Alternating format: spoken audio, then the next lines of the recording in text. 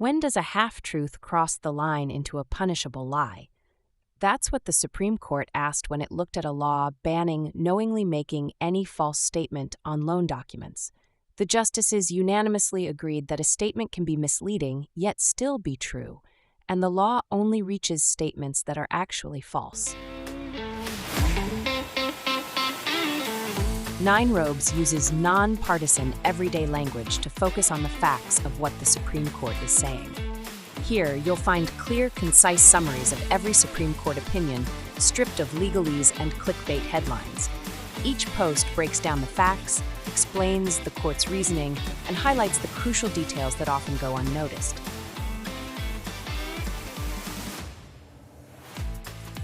It's not just about what the court decided.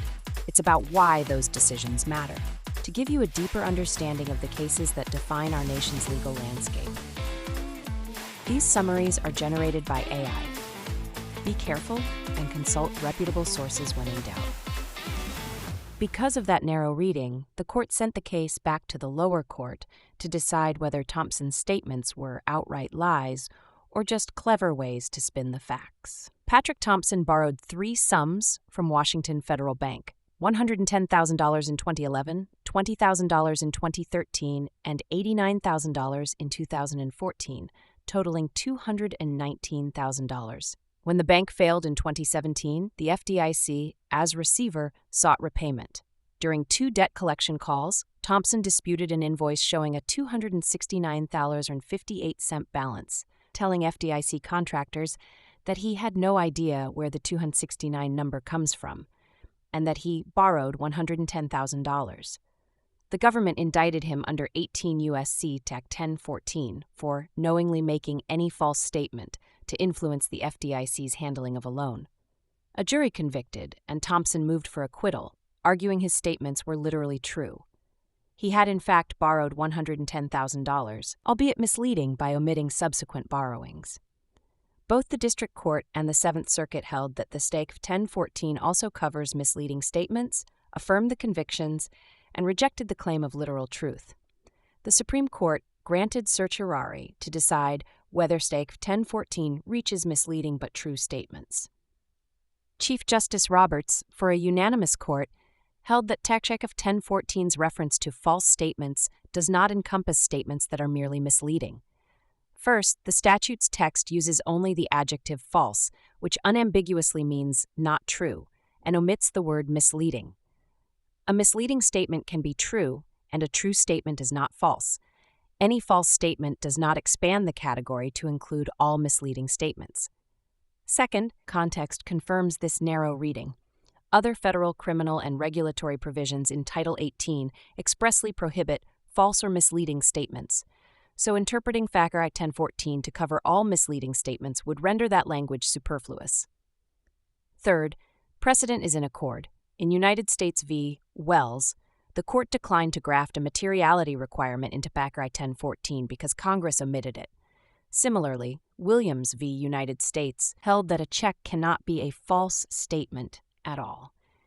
KV United States does not aid the government, as its references to misleading describe intent, not substantive scope.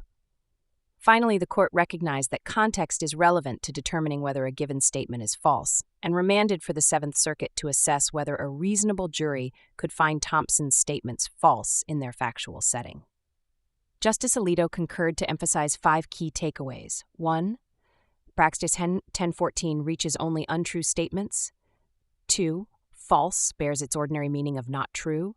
3. Falsity must be assessed in context. 4. Overlap between false and misleading does not require reference to misleading in jury instructions. And 5. On remand, the Seventh Circuit should apply the Jackson v. Virginia sufficiency of the evidence standard.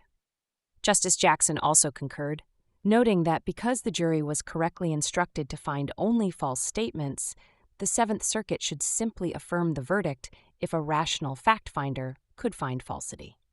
When Congress recodified the federal criminal statutes in 1948, it consolidated 11 predecessor provisions into paragraph 1014, all penalizing false statements without mentioning misleading. By contrast, contemporaneous statutes that targeted misleading or deceptive conduct patently used the phrase false or misleading. The omission of misleading in paragraph 1014 is thus deliberate, not inadvertent. Further, adding any before false statement broadens only within the class of untrue statements, not to encompass true but misleading assertions. Precedents like Wells, declining to import materiality, and Williams, limiting Type 1014 to assertions analyzable as true or false, reinforce that in 14's ambit is confined to statements that can legitimately be called false. Although contextual nuance informs whether particular words are untrue, the statute itself turns solely on falsity, not misleadingness. Find us online at 9robes.ai. That's the number 9robes.ai. Like and share this podcast with friends that like to be informed. 9 Robes provides AI summaries of U.S. Supreme Court cases. AI makes mistakes. People make mistakes too. We genuinely do our best to provide you with the most accurate summaries, but our best sometimes includes errors.